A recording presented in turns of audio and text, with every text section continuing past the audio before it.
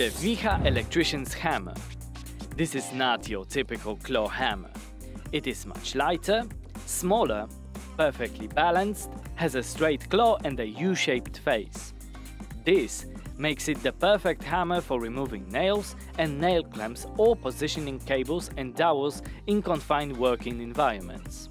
Thanks to the uniform weight distribution, the hammer seems to swing itself, and as a result, the stress on muscles and tendons is reduced. Those flat claws and U-shaped striking face enable you to remove fastening components and give you optimum access to tight corners. The metal handle is covered with a rubberized plastic finish with grooves.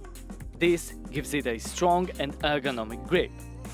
The handle has additional two soft striking faces for fixing components without causing damage. For more details, go to tme.eu.